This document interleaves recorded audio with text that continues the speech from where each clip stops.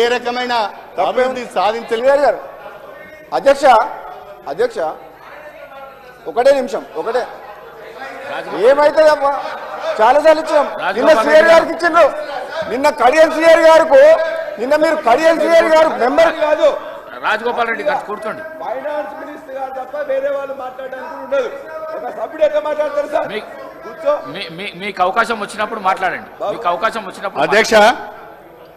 అధ్యక్ష నేను ఇంతవరకు చెప్పిన గణాంకాల ద్వారా నేను చెప్పదలుచుకున్నది ఏంటంటే 10 సంవత్సరాల భారత రాష్ట్ర సమితి ప్రభుత్వంలో కేసీఆర్ నాయకత్వంలో తెలంగాణ రాష్ట్రం దేశంలోనే బ్రహ్మాండమైన అభివృద్ధిని ప్రగతిని సాధించిందని చెప్పడానికే నేను ఆ గణాంకాలన్నీ కూడా మీ ముందు పెట్టానని చెప్పి ఈ సందర్భం గుర్తు చేస్తున్నా. ఇక అధ్యక్ష ఎన్నికలకు ముందు కాంగ్రెస్ పార్టీ ఎన్ని హామీలు ఇచ్చిందో వాళ్ళకే తెలియదు అధ్యక్ష. 6 గ్యారంటీల పేరిట 13 హామీలు ఇచ్చారు.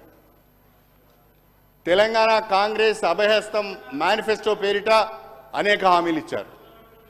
అనేక declarations, SC declaration, ST declaration, BC declaration, యువత డిక్లరేషన్, మహిళా డిక్లరేషన్, రైతు డిక్లరేషన్, మైనారిటీ డిక్లరేషన్, అనేక డిక్లరేషన్ల పేరిట అనేక హామీలు ఇచ్చింది అధ్యక్ష. దాదాపుగా మేము లెక్కగట్టిన అధ్యక్ష అవన్నీ 420 హామీలు ఇచ్చింది అధ్యక్ష. ఆ 420 హామీలు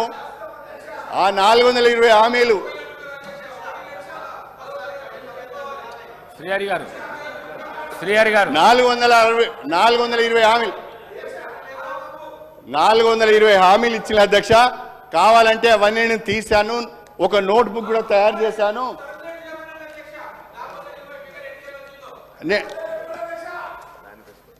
అధ్యక్ష ఇది కాంగ్రెస్ పార్టీ వాళ్ళ మేనిఫెస్టో అధ్యక్ష. వీళ్ళు అడుగుతారని నేను ప్రిపేర్ అయ్యి వచ్చిన అధ్యక్ష. నా దగ్గర డాక్యుమెంట్ ఉన్నది అధ్యక్ష.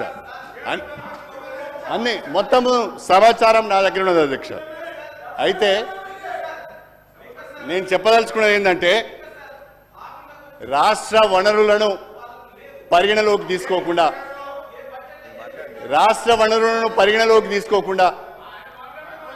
రాష్ట్ర అధ్యక్ష ఇట్లయితే కష్టం.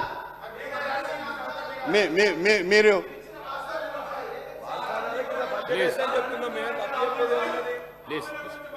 అధ్యక్ష